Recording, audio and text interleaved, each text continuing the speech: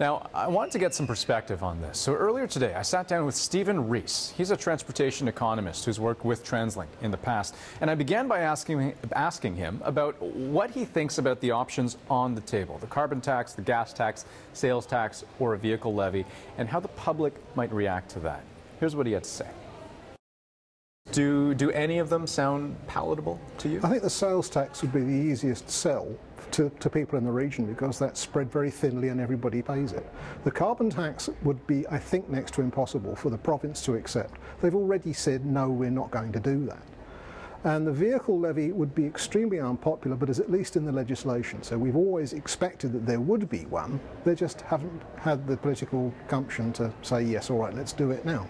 What do you think the reaction of people will be? Let's say if we take the sales tax as an example, there's a referendum question asking people if they're willing to pay more for transit. Do you think that that's something that people are actually willing at this stage to get on board with?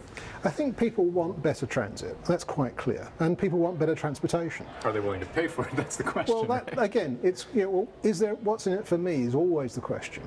And unfortunately, a lot of people had a very narrow view of this, saying, well, I don't use the bus, so it doesn't help me. But actually it does.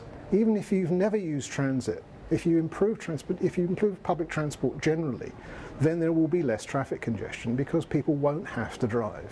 You got to wonder if that message is actually going to get out there. Well, I think people already know this. I mean, there's been this cartoon around for a long time that has people all stuck in traffic saying, if only that man would get on the bus, I could get home on time. But it's, you know, we are traffic. We are the congestion.